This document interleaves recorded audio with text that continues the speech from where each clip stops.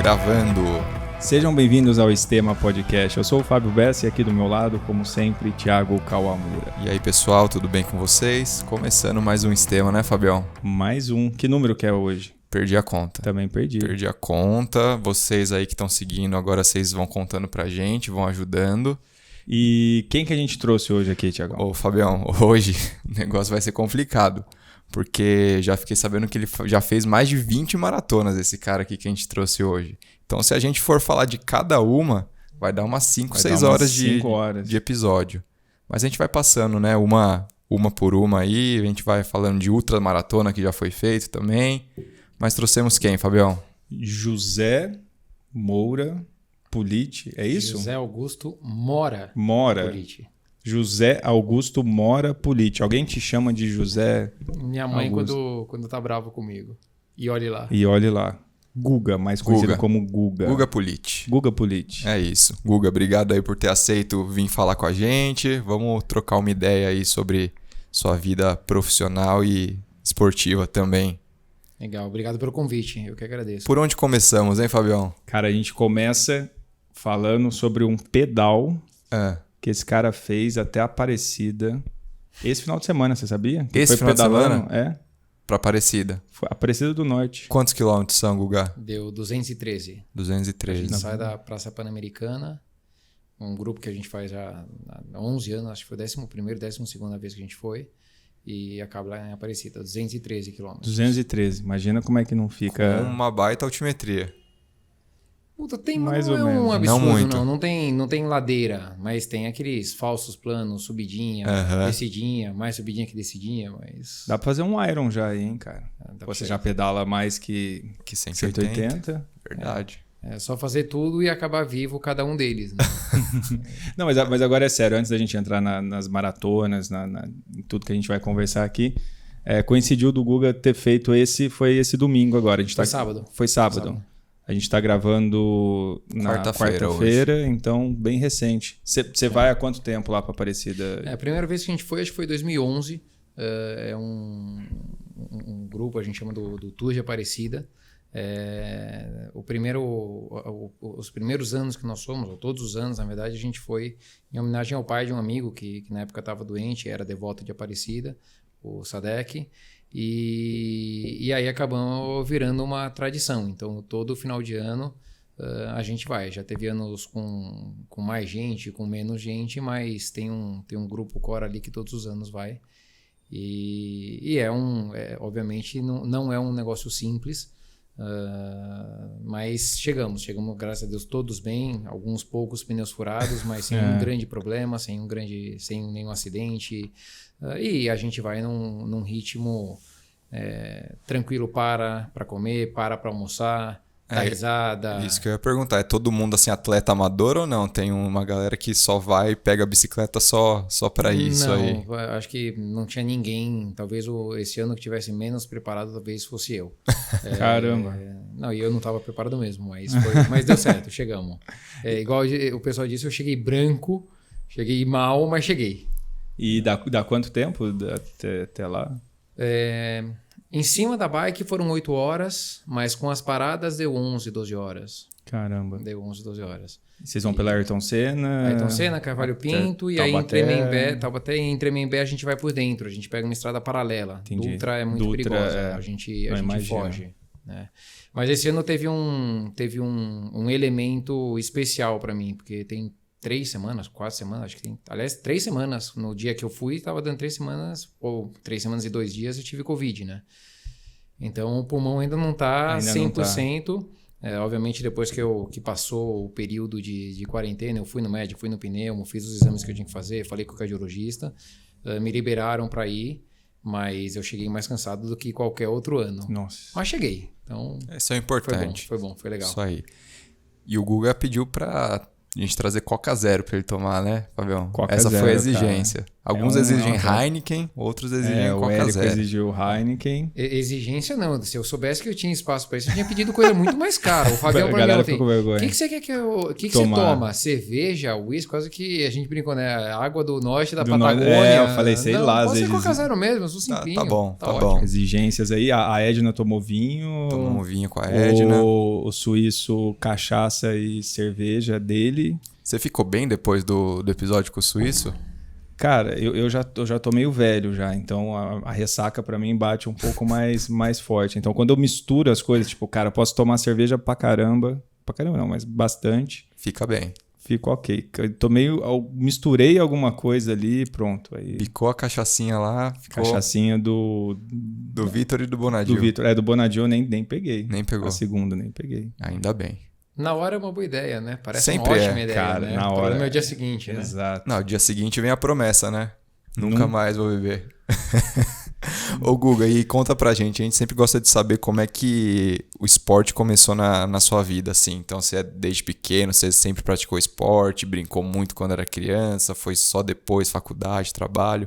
Como que foi isso? Chegou a vida inteira eu fiz esporte, cara. Desde moleque, na verdade, eu nadei. Eu nadei por muitos anos. Eu nadava pelo Juventus, nadei competitivo, fui federado e tal. Juventus é bem forte na natação. Na época era... Hoje voltou a ser. E na época tinha uma ótima equipe e muitos dos meus grandes amigos ainda até hoje são amigos dessa época. A natação, apesar de ser um esporte individual... a gente tinha uma coisa assim, de final de semana tinha competição. Você passa o dia inteiro na arquibancada e sai os 5 minutos que você vai nadar e volta. O resto do dia você passa com as pessoas. Então é engraçado, é um esporte individual que une muito as pessoas. Então muitos amigos meus ainda são dessa época. Então nadei, enfim, durante toda a época de colégio. Na faculdade eu nadava. Ainda nadava pela Faculdade de Engenharia da USP, pela Poli, onde eu estudei. Coincidentemente, conheci minha esposa em competição de natação da USP, ela nadava pela Odonto. Olha só. Então, conheci a Fê nadando. A Odonto e Poli eram sempre um grande match. É mesmo? Eu também fiz físio lá na USP também, então, passava várias festas lá no Odonto, coisa boa. Eu achei a Fê, minha esposa, lá. E curiosamente foi com alguns amigos da engenharia para uma interodonto. Assim, tudo a ver, né? Tudo a ver. Um bando de engenheiro indo para a faculdade, para a competição de odontologia. Eles aproveitaram e eu comecei a namorar já no primeiro dia e tô com ela já tem 23 anos. Mas enfim, aí no final da faculdade eu cansei de nadar de vez, não aguentava mais contar ladrilho, passou a ser chato, mas eu também no paralelo sempre corri um pouquinho. E aí eu comecei a correr um pouco mais, com mais frequência, até lá na USP, onde eu estudava. Em 2002, eu acho que fiz a primeira prova de 5 quilômetros. Quase morri, era uma prova do revezamento lá do Pão de Açúcar. Mas... E isso ainda na graduação? Na época não, da isso graduação. já formado. Em 99, já. Isso já formado. Eu sou literalmente do século passado. Pô, eu nasci no século passado. Eu também. No finalzinho, né? Mas tudo bem. Eu nasci no finalzinho. 87. Eu já estava formado no final do século passado, então... O Thiago nasceu em 98. Não, 93, 93.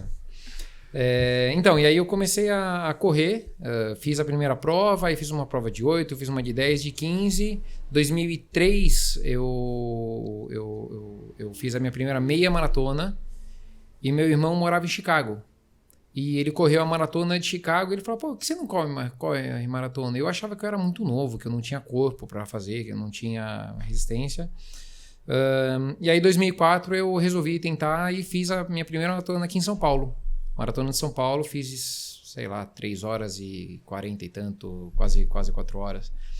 Quase morri, no final eu brinco que assim, foi um dia de um calor absurdo, final da prova parecia aquele filme O Resgate do Soldado Ryan, corpo caído para um lado, cabeça para o outro, perna, e eu passando no meio tentando chegar, mas cheguei.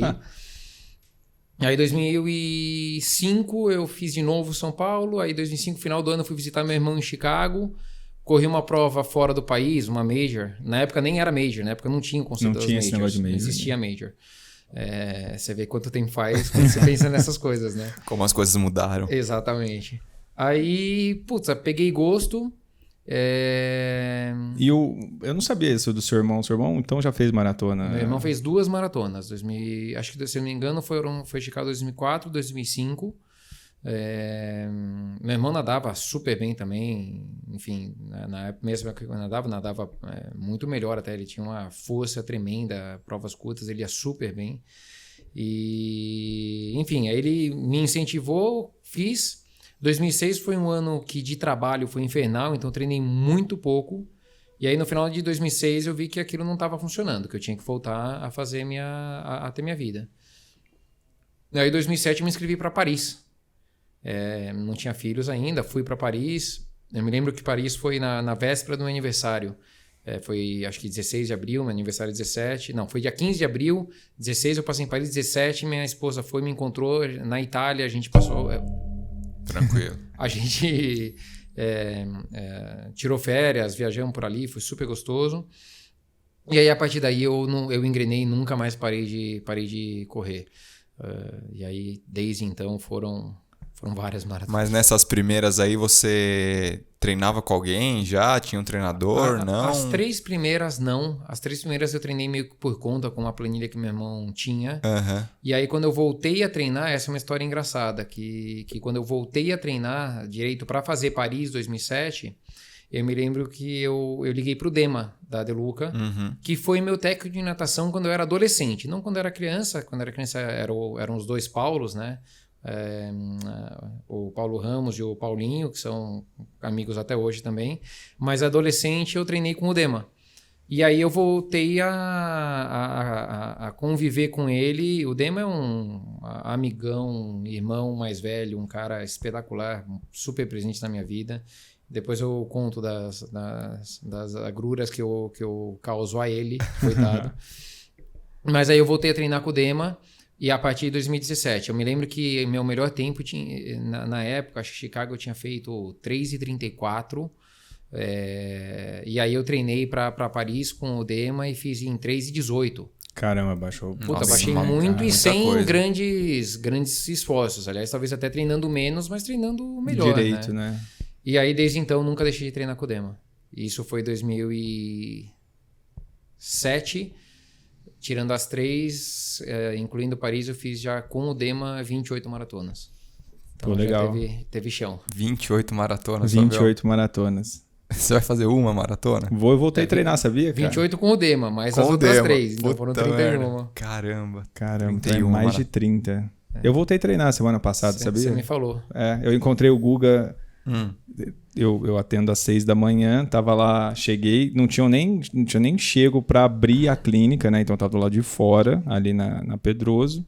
Acho que era 10:06. Era 10:06. Ontem de manhã. Foi ontem foi terça. E aí o Guga passou lá. Passou, veio. Tudo falou, certo, pra amanhã, vamos gravar? Aí que eu descobri que eu tinha combinado com ele 3 horas da tarde, não às 4. Você é um gênio. Mas aí deu certo. Muito bom.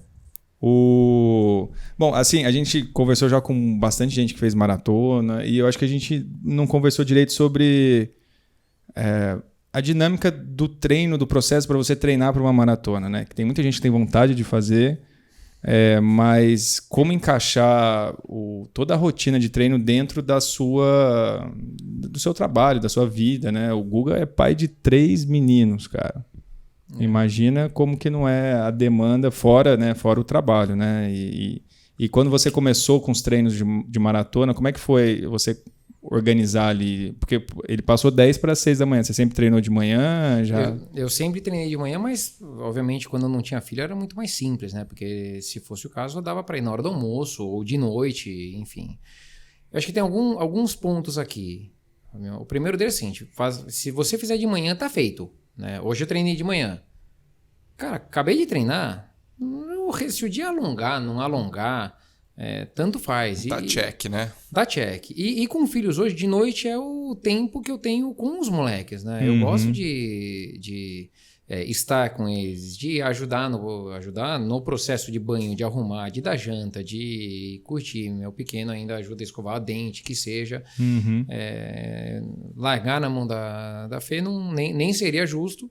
E é lógico, um dia ou outro vai, assim como um dia ou outro ela faz outras coisas também. Mas eu acho que tem que estar presente. Então, assim, eu treino normalmente de manhã, eventualmente de noite. Uma coisa que eu fiz muito ao longo do tempo, pré-pandemia, por exemplo, no treino, no prédio que eu trabalho hoje, tem um vestiário no térreo, porque tem um bicicletário ali. Eu quantas vezes deixei todas as minhas coisas lá na quinta-noite, na sexta de manhã eu ia correndo com uma mochila de corrida, com uma troca de roupa, tomava um banho lá no vestiário, trabalhava e aí de noite ou voltava de trem, ou pegava um Uber, ou mesmo se era época de longão, em vez de fazer o longão no sábado, eu fazia na sexta. Fazia 14 de ida, 14 de volta e tá treinado. Caramba. Então acho que tem muito sobre você tentar utilizar tempo útil, porque se for... E outra coisa, tem que ter força de vontade, você tem que querer fazer, né? Meu filho mais novo, o futebol dele começa às 8h30 da manhã de sábado. E eu que levo ele, eu faço questão de levar, eu quero ver ele se desenvolver. Para ele é importante e para mim é importante. Então eu tenho que estar em casa de manhã às 7h30. Se eu tenho que estar em casa de manhã às 7h30 e vou fazer um treino de 18, que eu vou levar 1h20, 1h30, eu tenho que estar de volta, eu tenho que estar preparado para levantar ele, ou para levantar às 5h30 para fazer o treino. Então você faz um treino você fazer e aí aquela você vê a conta reversa. A conta retroativa. E é engraçado, porque num processo de treino de maratona, eventualmente os 2 ou 3 treinos mais longos fica muito doloroso de fazer isso. Tem que acordar às 4h30, 4h40. Mas fora isso, dá para fazer. E lembrando que corrida é um esporte que, nesse sentido, ele é espetacular, né? Porque eu efetivamente acordo, tomo alguma coisa, coloco a roupa, boto o tênis e saio correndo de casa. Não tem setup, não tenho que me deslocar até uma piscina, não tenho que ir até um lugar em que a bicicleta, para eu poder desmontar a bike e começar a pedalar. Saio de casa aquecendo com aquela coisa que o corpo ainda não acordou, aquele ritmo horroroso do começo, aquela sensação de o que eu tô fazendo aqui? Podia estar na cama. Podia estar na cama, né? Outra coisa, às vezes... E aí, gente, eu não vou ganhar prova nenhuma na minha vida, né? Então tem dia que tem que fazer 25, treino de 25, não consegui acordar na hora... Levanta, corre 12, volta, faz o negócio e mais tarde volta e corre os outros 13. Quebra o treino. Ideal? Talvez não. Gente, para mim não vai fazer diferença. Eu não sou um cara de elite, nem minimamente próximo à elite, não vou ganhar nada. Eu faço isso para mim. Né? Esse mindset é legal, cara, porque tem gente que se cobra muito, né? Então, putz, não fez o treino, às vezes parece que acabou a vida, né? Então é isso, cara, você conseguir se ajustar, né? Eu acho que tem uma outra coisa, Thiago, que assim, a corrida me fez aprender muito sobre mim mesmo e me conhecer e ver o que para mim faz diferença e não faz. Eu acho que eu conheci o Fábio em 2015, se eu não me engano. Foi quando eu estava me preparando para ir para Porto Alegre, que foi com um bando, teve um bonde lá de Porto Alegre. Que eu puxei alguns amigos, esses que me levam para Aparecida. Eu puxei eles na maratona, uma boa parte. O Thiago Pontes estava junto. O Ray entrou nesse bonde também. Na época não era o monstro que ele virou depois, que ele é hoje em dia, enfim. Cara, e eu não sei porquê, mas eu tenho a memória do dia que eu te conheci. Juro pra você. Que eu te avaliei lá embaixo. Todo tronco, aqui era né? 2015, cara. A gente tinha acabado de abrir no Ibira, ali aquela casa. Ainda não tinha aquele espaço do spa, então um pouquinho mais aberto ali.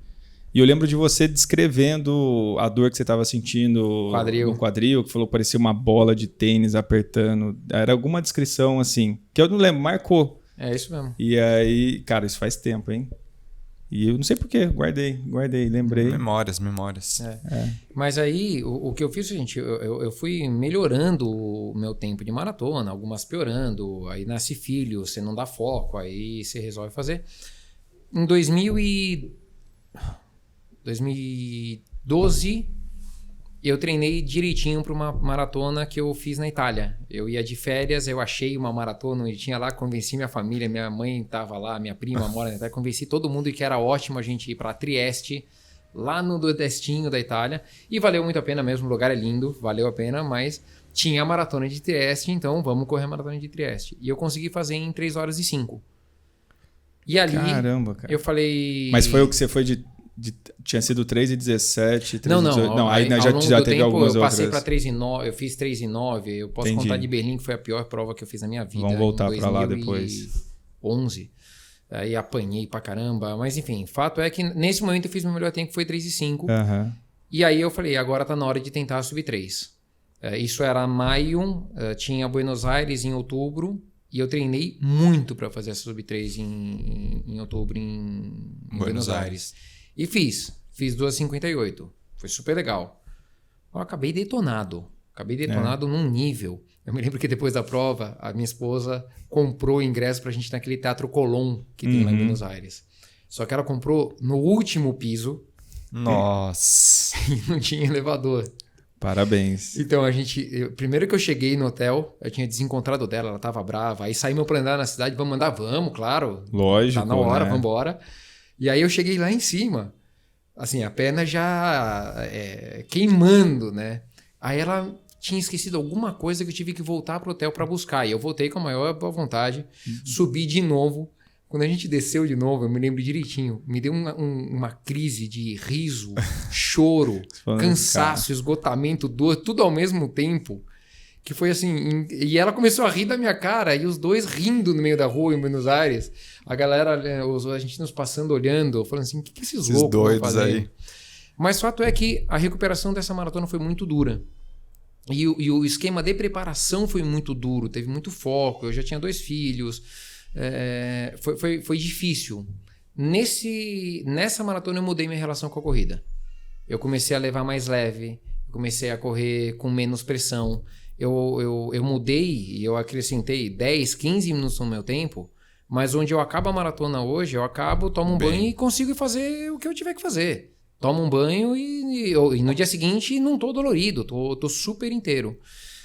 Então eu acho que assim, o meu corpo foi aprendendo a lidar com a carga e trabalhar muito melhor nesse sentido, mas a minha cabeça mudou muito também. Então hoje eu faço tempos um pouquinho piores, depois eu fiz mais uma sub-3, mas enfim, com o corpo já muito mais preparado, acho também.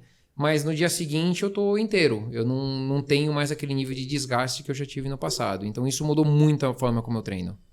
Você viu que ele foi modesto, né? Já fiz mais um sub-3 aí, né? Não, ele falou que não se cobra tanto, né? Imagina se cobrasse, né? Pois é, ia estar nos 2:40 aí da vida. E você comentou de Berlim aí, que foi a pior prova que você fez. Por quê? Cara, Berlim foi de uma estupidez tremenda. Primeiro porque eu fui para Berlim uma semana antes, foi 2009, perdão, foi setembro de 2009.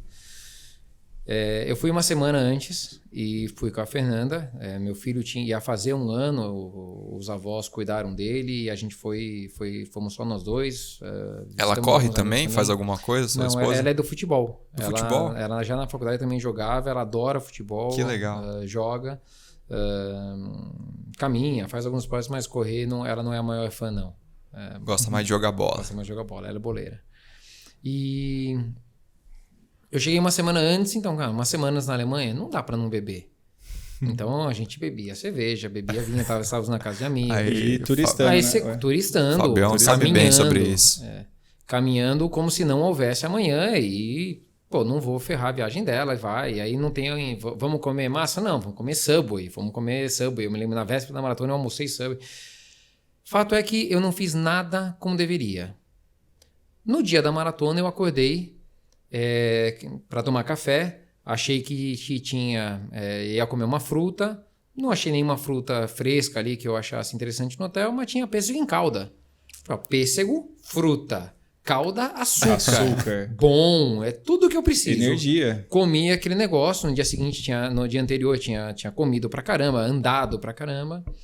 E aí no caminho da largada, eu estava preparado para fazer talvez na casa de 3:05, alguma coisa assim. Achei que era uma ótima ideia tentar um sub-3. Quem nunca, né? Assim, por que não? Deixa eu tentar. Prova plana, prova boa, prova né? plana, por que não? Vamos ver. Cara, quilômetro 1 eu já estava quebrado. Comecei mais forte do que deveria, bem mais forte do que deveria. E aí, em vez de diminuir, o que a gente faz? Vai mais. Cara, eu passei a meia maratona já detonado.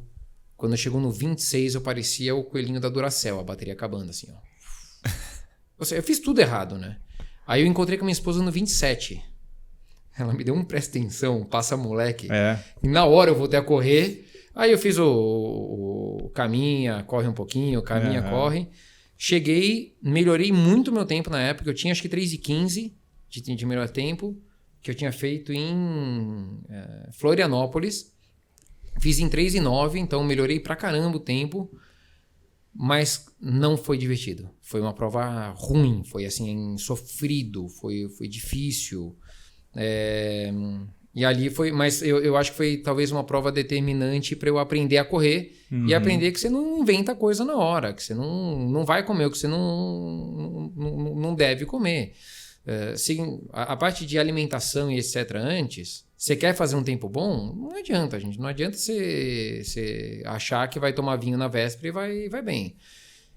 Depois disso eu tomei vinho em algumas vésperas de prova, ou comi o que eu queria, enfim. Mas porque a minha cabeça, como eu te comentei, mudou. Mas com mais diferente, já, né? Cara, vamos curtir. Mas essa prova em Berlim foi a prova que eu realmente aprendi. Foi a prova que foi pancadaria. E a melhor foi Buenos Aires depois. Aí a melhor foi Buenos Aires, de 2012 tempo. foi Buenos Aires. Foi 2:58 baixo. Foi a única vez na vida e durante muitos anos que eu fiz uma meia para baixo de 1:30. Foi na segunda parcial da maratona de Buenos Aires. Legal. Porque eu não treinava para meia também. Então, durante muito tempo eu não tinha a meia maratona para baixo de 1:30. Você se preparou, então fez tudo certinho. Eu treinei musculação, alimentação, fiz tudo como se deve. Então, mas, realmente para ver que faz a diferença, né? Faz toda a diferença. Mas quando você olha para tudo isso, na minha vida não cabe fazer tudo como eu gostaria. Eu adoraria fazer triatlon. Eu cheguei a fazer um meio Ironman uma vez. Não cabe. Na época era meio Ironman, agora não. Agora é 70.3, mudou, 70.3. Né? É da época que era meio Ironman, foi 2008 que eu fiz. Na minha vida hoje não cabe, não tem como. Com trabalho, esposa, 3 filhos, o próprio treino da corrida não funciona. Então a minha cabeça foi evoluindo muito com o tempo. A minha esposa fala que eu fico muito chato quando eu não treino. É isso que eu ia perguntar. Você sente diferença? Assim, porque você deve ter ficado períodos, às vezes, sem treinar, ou por lesão, ou por, enfim, ou outros motivos. Você consegue perceber essa diferença de como que você rende no dia no trabalho, na sensação de bem-estar? Percebo, Fabio. Assim, 2006 foi um ano que, por trabalho, eu treinei muito pouco. E foi um ano muito duro. Eu me lembro da dureza, assim, de passar pelo ano. Foi um ano arrastado, assim. Graças a Deus, por lesão, eu machuquei 2 vezes a panturrilha direita, acho, na minha vida.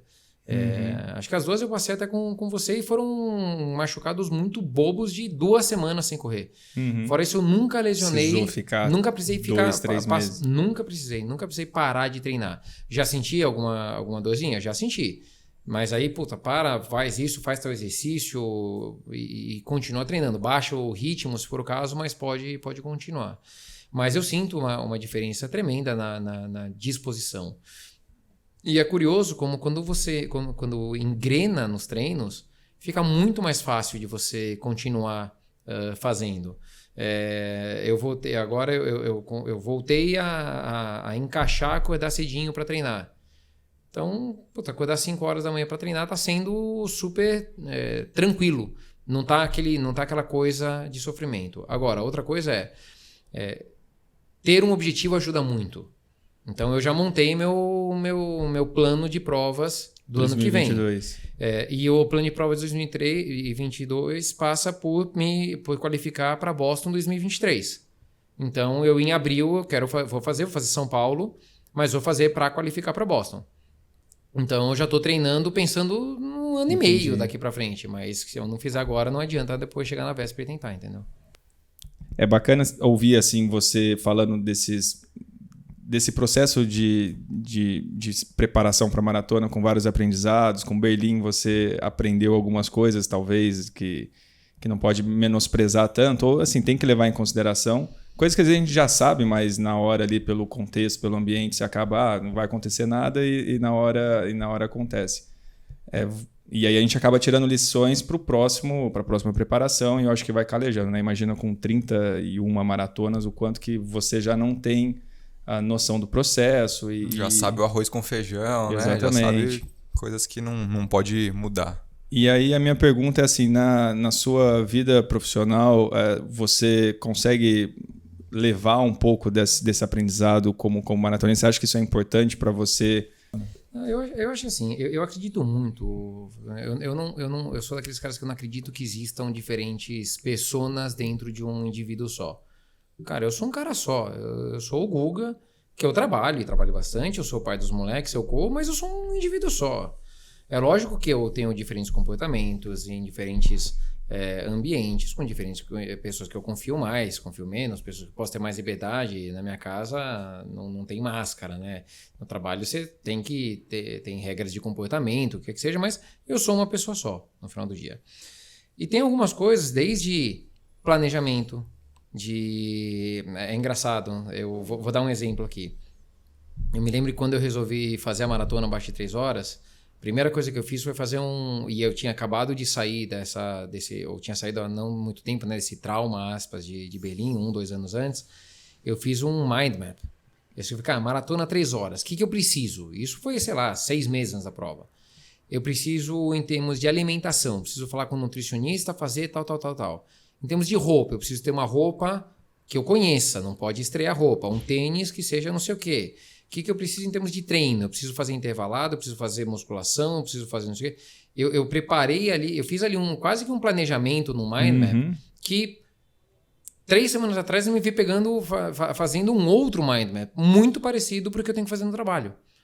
Então, se eu quero atingir tal objetivo, quais são os elementos que eu tenho que fazer em termos de vendas, em termos de entrega, em termos de preparação de times, etc. Então, eu acho que são processos muito parecidos, que passam por chegar em um objetivo grande, mas você só consegue chegar a esse objetivo grande se você for construindo os legozinhos ao longo do processo, né? Acho que tem outros aprendizados que ao longo da jornada, para falar bonito, né? Ao longo da jornada vai doer e aí a dor passa. Cara, quem corre maratona sabe, na hora dói, uma hora dói, de repente você para de dar atenção para a dor passa. Mas acho que o mais curioso que tem para mim nesse processo, Fabio, é que a maratona, ou correr, ou treinar, ter um objetivo esportivo é algo que me ajuda muito a chegar nos meus objetivos de trabalho, no sentido de que é a minha válvula, é o que me faz operar bem no outro ambiente. Então, se eu estou treinando bem, todo o resto flui muito mais fácil. Então, não é que aquela 1 hora é 1 hora que eu podia estar trabalhando a mais. Não, as outras horas rendem muito melhor. Então, estar treinando de uma forma focada para uma prova, ter um objetivo, para mim faz toda a diferença. Me faz chegar muito mais inteiro no final do processo do trabalho também. Então, acho que as duas coisas vão meio que se intercalando, assim, sabe? Tem períodos que, tipo assim, né? Parece que tá dando tudo certo. Dá tudo certo no treino, dá tudo certo no trabalho. E parece que tem períodos que, cara, dá tudo errado, né? Tanto no treino quanto no trabalho. E outra coisa, né, Thiago? É isso e, assim, eventualmente, alguma coisa... imprevistos acontecem. Eu tenho um treino, mas não, vai ter que viajar, não vai conseguir treinar como gostaria. Primeiro que normalmente meu tênis, sem todas as vezes que eu viajo, meu tênis vai junto e onde eu corro, onde eu vou, eu acabo correndo. Mas eu estava treinando para a Maratona da Serra do Rio do Rastro, que aconteceu agora em outubro. Um dia eu saí para correr super leve, tava muito, muito, muito frio, acho que foi o dia mais frio do ano. Eu senti uma estilingada na panturrilha. O Fábio me examinou depois, né? Chegou a ser uma lesão? Provavelmente não, mas me incomodou. E aí entra um aprendizado. Se incomodou, parei. Antes de chegar e entender que é uma lesão e sair para fazer tiro no dia seguinte para estourar de vez, isso é outra coisa que é bom ter cabelo branco, né? A maturidade te ensina. Exato, total. Cara, não preciso. Isso foi uma das 2 vezes que eu lesionei que eu parei de trabalhar. Que eu parei de correr, perdão. E nem foi uma lesão mesmo, né? Você me examinou, não foi uma lesão em si.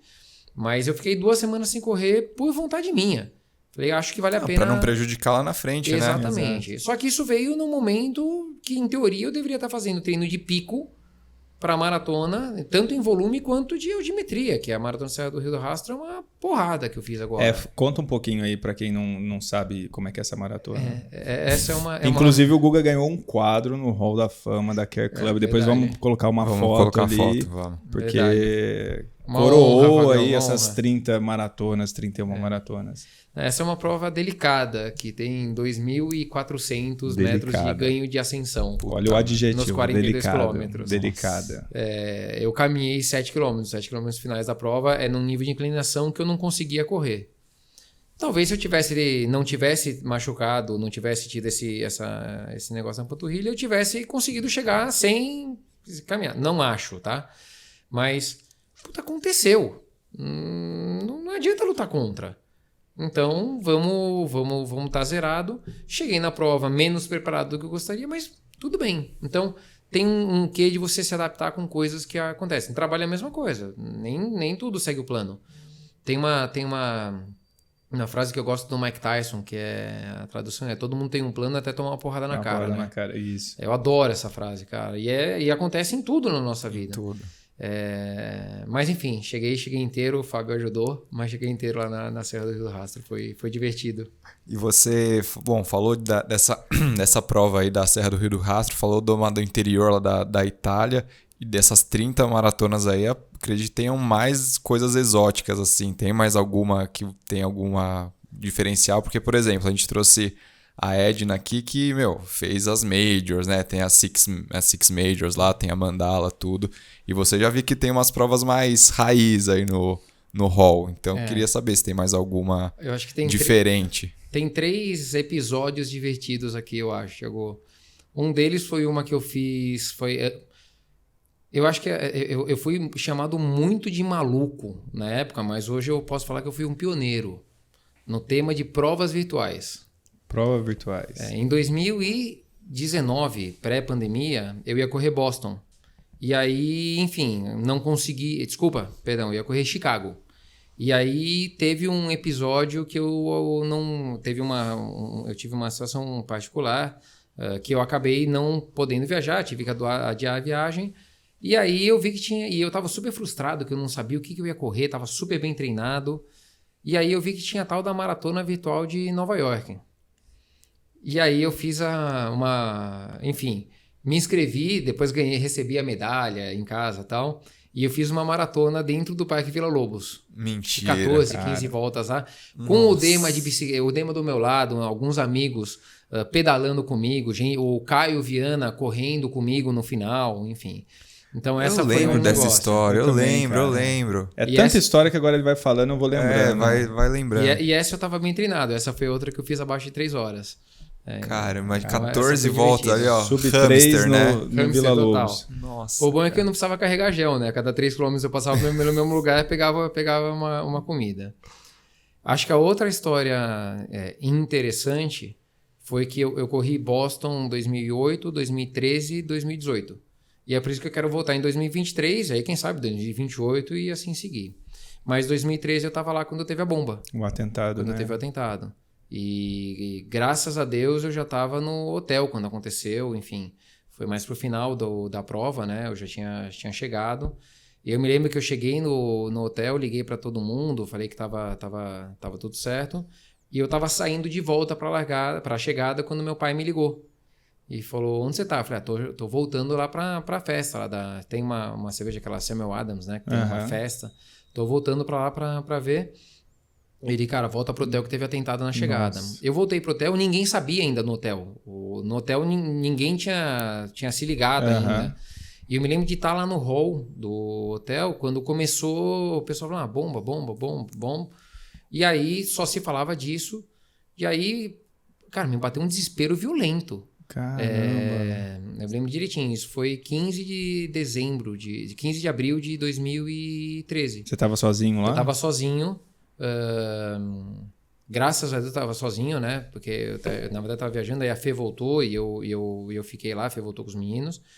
E aí a tua cabeça pira, né? Aí eu fui pro quarto, eu falei: aqui no meu quarto de hotel é difícil acontecer alguma coisa. E aí você fica acompanhando, e eu me lembro de assistindo televisão, o médico falando quantas pernas ele tinha amputado. Putz. Eu me lembro, foi um dia muito duro. Eu me lembro de da sensação de estar meio que isolado, querendo voltar para casa e não sabendo, você não sabe o que está acontecendo.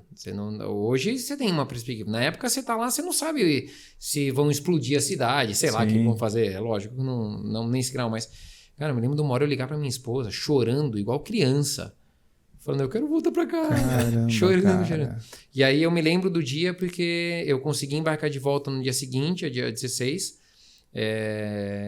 E dia 17 é meu aniversário, 17 de abril. E eu me lembro de buscar os meus 2 filhos mais velhos, que o pequenininho não tinha nascido ainda, na escola. E, puta, aquilo para mim teve um valor tremendo. Então essa foi uma história maluca.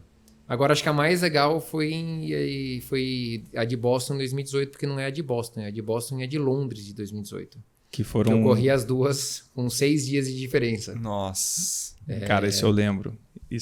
Que era... Você tava... Boston é na segunda-feira, né? Numa segunda-feira.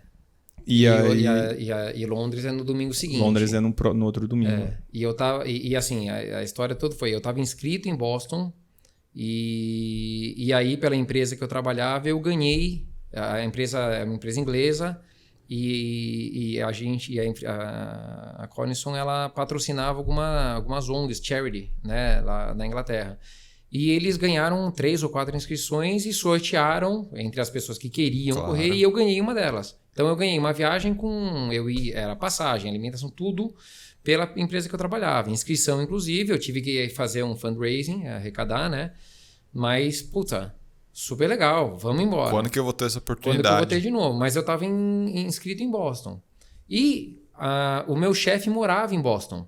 E a gente tinha uma reunião a ser feita naquela época e acabamos fazendo nessa semana em Boston. Então, eu acabei fazendo uma viagem que eu fui para Boston a trabalho.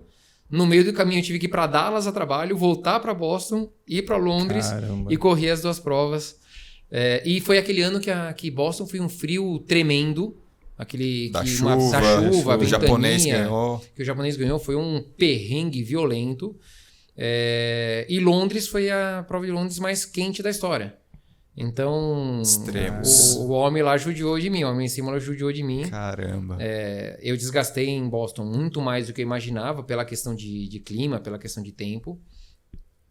Mas consegui chegar, então deu certo. Eu acho que tem mais uma história aí, cara. Qual que é? Tem, que não é uma maratona. O Guga fez o Cruce de Los Angeles, que é uma prova de 3 dias, né? Que totalizaria 100 quilômetros. Que foi agora, inclusive, desse ano. Foi esse final de semana. Foi final de semana passada. O Guga vai poder falar um pouquinho mais.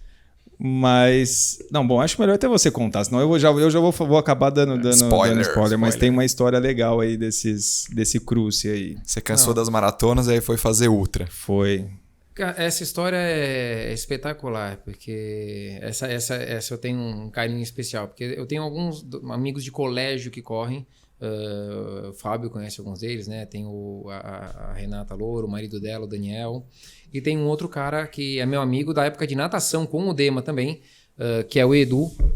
E a gente, enfim, se falando, acabamos combinando de fazer o Cruce. Aliás, o Edu é meu amigo de colégio desde os 7, 8 anos de idade. Eduardo Nepomuceno Dias. E, enfim, combinamos e fomos. O Edu ia fazer dupla comigo. Ele parece um urso de grande. A gente dividiu na mesma barraca lá, então um perrengue interessante. Vamos querer saber mais depois. Não, aí é censurado. Conteúdo explícito. E a Rei e o Edu, e a Rei e o Daniel, obviamente, fazendo uma dupla e o Edu fazendo outra dupla. Resolvemos fazer juntos, então a gente fez quase que um quarteto, então corremos junto a prova inteira, foi super legal. E numa vibe de também curtir. Obviamente que é cansativo, obviamente que não é uma prova simples. Porque é uma prova diferente, né? Você não corre o tempo inteiro. Você não corre o tempo inteiro e o fato de serem 3 dias em muito tempo em movimento, o teu metabolismo vai pro céu, assim, é engraçado. Mas o que o Fabião estava contando é que no final teve um dia que a gente que teve um corte lá, enfim.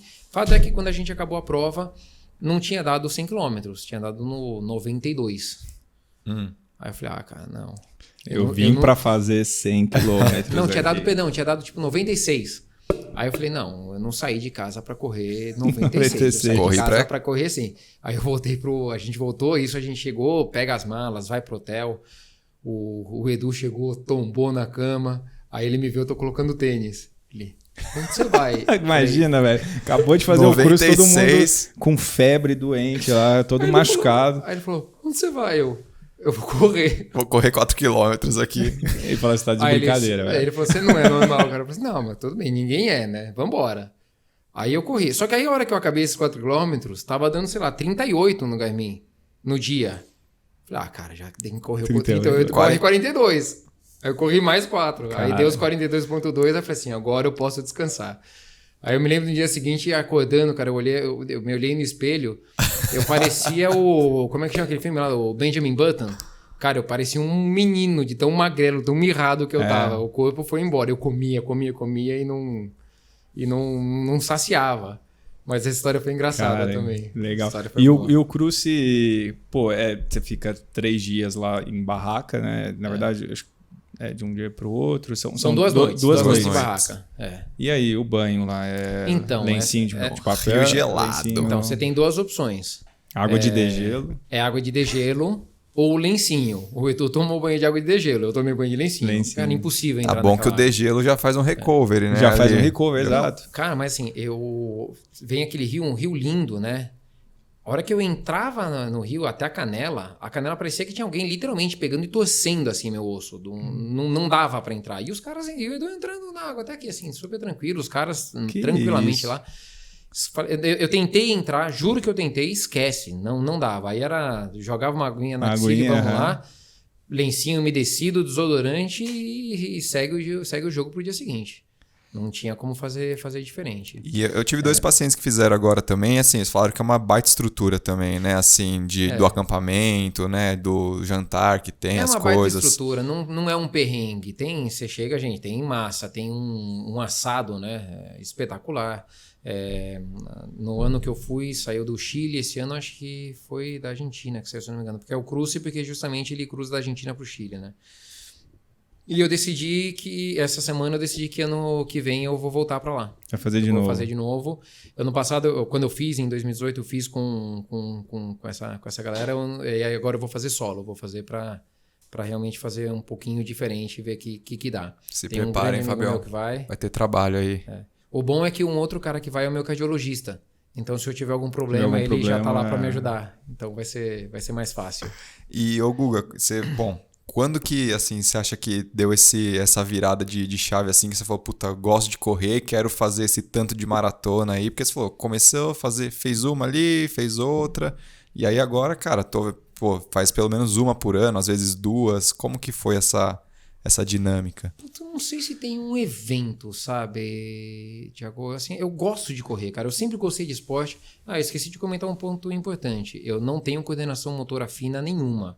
A chance de eu pegar essa caneca e tentar tomar e derrubar alguma coisa em mim mesmo enquanto eu tô falando, porque eu não concentrei, é grande. Então, esportes com bola não eram com você. Esportes com bola, esquece. Não é meu caso. Esporte complexo, esquece. Graças a Deus, eu sempre tive um pulmão bom. Então, é esporte de repetição. Corrida é isso, né? Perna direita, perna esquerda, repete e vai. Natação é a mesma coisa. Ciclismo, que eu gosto de fazer também, é a mesma coisa. Uhum. Então, o pulmão funciona bem, vai e segue o jogo, entendeu? Então não sei se teve um momento. Eu acho que eu sempre gostei, sempre me fez muito bem e não sei, eu acho que o que foi acontecendo ao longo do tempo é que o meu corpo também foi assimilando melhor as porradas maiores. Onde eu, em 2004, acabei uma maratona, fiquei uma semana em semi-coma. Puta, hoje eu acabo e fico super bem. Mas eu também acho que tem uma questão de intensidade. Eu evito forçar mais do que precisa para recuperar melhor também, para não ter um perrengue depois. Bom, e os planos para o ano que vem, então você já montou seu ano que vem pensando em 2023, né, para se classificar. Então o cruze entra nesse planejamento aí. O cruze não entra no planejamento de Boston, mas entra no planejamento do ano. Então assim, o plano ligado a 2023 em abril correr a Maratona de São Paulo para qualificar. Eu já tô semi-usado, né? Semi-novo. Então, para mim, agora, meu tempo é 3:20. Se eu treinar direitinho, dá pra fazer com alguma tranquilidade, esperamos, né? Enfim, vamos torcer pra dar tudo certo. Aí eu consigo qualificar. Se der algum pau, puta, até dá pra pensar em Porto Alegre, alguma coisa assim.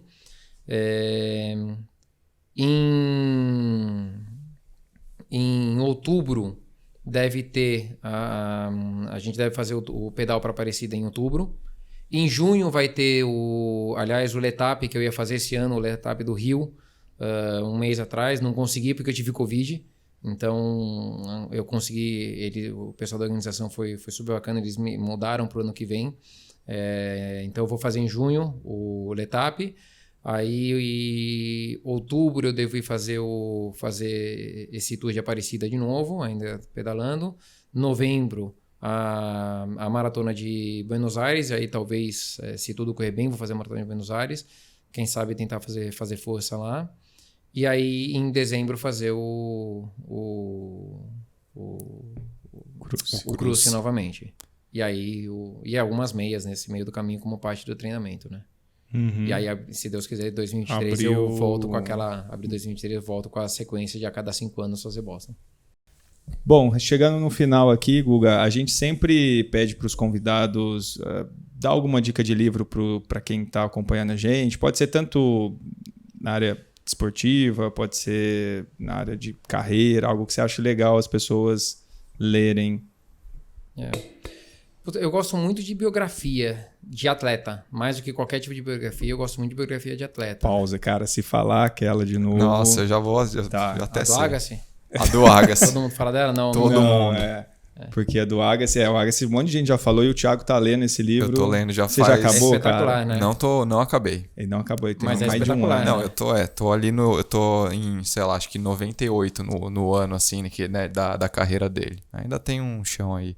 Mas é bom, até agora onde eu li é muito bom. Biografias, o Google tava falando. Eu tava comentando sobre biografias, né? Eu gosto muito de biografia de atleta.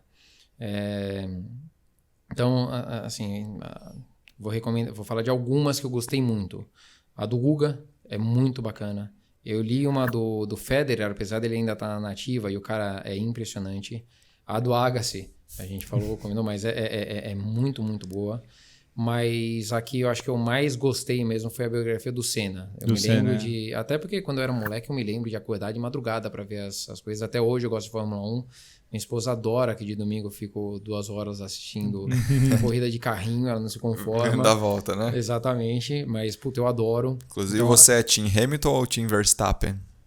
Putz, cara, eu sou Team Verstappen Puta pra mudar vida. o status quo, mas cara. o Hamilton que o Hamilton não dá pra brincar com ele, cara. Acho que é mais pra ser do contra e falar, não, precisa mudar alguma coisa, mas o Hamilton o cara é impressionante. O meu pai gosta de assistir também, nesse final de semana eu tava no interior com ele tá com a mesma cabeça, falou, cara, torcendo pro Verstappen pra mudar um pouco, né? Mas... ano que vem muda, esse ano não vai dar não, eu acho. Provavelmente quando sair esse episódio já se decidiu, né? Exato. Mas é que a gente tá gravando em finalzinho de A gente podia dezembro. gravar 2 partes aqui, né? Falando sobre um e falando sobre o outro, aí o que quer que der, a gente coloca na edição. Boa. Mas enfim, acho que a biografia do Senna é muito bacana. O cara era um cara, obviamente com seus defeitos também, mas um cara fora de série, né? Um baita exemplo e acho que uma baita referência para todo mundo que gosta de esporte, né? Bacana. E aí tem um negócio engraçado. Eu tinha, sei lá, talvez 8 anos. Eu me lembro da cena. Eu fui não lembro se foi Angra ou Paraty com meu pai. E eu me lembro do Senna passar correndo. Ele tinha o hábito da corrida e eu me lembro de vê-lo passando correndo. Lembro direitinho dessa cena. Eu era moleque, então é um negócio que marcou. Mas aí você reconheceu ele? Foi seu pai que falou? Não, eu reconheci ele. Puta, que legal. Mas não sei quantos anos eu tinha. 8, 10, 12, não sei quantos anos eu tinha na época. Mas reconheci, eu lembro da cena dele correndo. É engraçado. Que legal. Muito bom. Isso aí. Fim. Muito bom. Guga, obrigado aí por ter vindo mais uma vez. Se quiser deixar alguma mensagem pro pessoal, o microfone aberto. Se quiser falar pro pessoal te seguir lá nas redes sociais. Não sei se tem alguma coisa para mostrar aí. Então fica à vontade. Não tem nada muito interessante não, Thiago, mas enfim. Eu agradeço demais o convite. O Fábio é um cara super especial, que desde 2015 tem me ajudado ao longo do tempo, não só o Fábio, mas enfim, outras pessoas que trabalham por lá. A Nath já me levantou quando minha lombar deu uma tremida. A Nath, uma vez eu tava com uma baita dor na perna e ela falou que o problema era na lombar. Eu não acreditei que era na lombar. Aí ela começou a apertar minha barriga para soltar a perna, para a lombar funcionar. Eu falei, puta, não é possível. E funcionou. Consegui correr. Então a Nath também super bacana, o Dr. Luiz, o Doc, enfim. Eu agradeço muito pelo convite, por estar aqui. Foi ótimo saber dessas histórias aí, cara. Bom pra gente servir de inspiração também, pra fazer demais, pelo menos uma maratona, né, Fabião? Em algum momento eu voltei a treinar, contei pra vocês, então eu tô pensando, eu ia fazer uma maratona em 2020. Passou, né? Aí veio a pandemia. Tudo vai ser a pandemia. O problema foi o Covid. Foi a pandemia, cara. Mas eu voltei a treinar, cara. Mas, Guga, agradecer aí você pela presença, cara. O Guga é um cara que teve uma fase, não sei se você lembra, que eu tava cheio de coisa, fazendo um monte de projeto, e eu sentindo que tava tudo 10, 20%, porque você tava fazendo tudo, você quer abraçar o mundo, né? O Thiagão tá nessa fase, viu? Acho que merece um café com o Guga. Querendo abraçar o Não tô. E aí o Guga, a gente marcou, lembra? Um café. Lembro. Cara, no meio da agenda. O cara com a agenda maluca, né? Que já contou aqui. E aí ele deu várias dicas lá de como é que eu controlava os projetos, como é que eu planejava o tempo. Deu dica de livro, a tríade do tempo do... Como é que ele chama? Christian Barbosa. Christian Barbosa. Pô, legal. Me ajudou bastante. Eu não acho que ajudou, não, porque você continua abraçando o mundo, continua nesse Cara, pior que esquema. não. Assim, eu faço bastante coisa, mas agora eu já larguei algumas já, porque... Conseguiu. Mas a gente pode tomar outro café, se vocês quiserem. Mas eu acho que agora a gente precisa de um café, cara. Uma consultoria. Muito bom. Isso aí. Muito bom o episódio. Pessoal, não esqueçam de seguir a gente nas redes sociais aí, aqui no Spotify, Extrema Podcast, no Instagram, @Extrema Podcast, no YouTube, Cortes do Extrema, Tica Wamura no Instagram, Fábio Bessa no Instagram, Guga Politi. É isso, até o próximo episódio. Tchau. Valeu. Obrigado.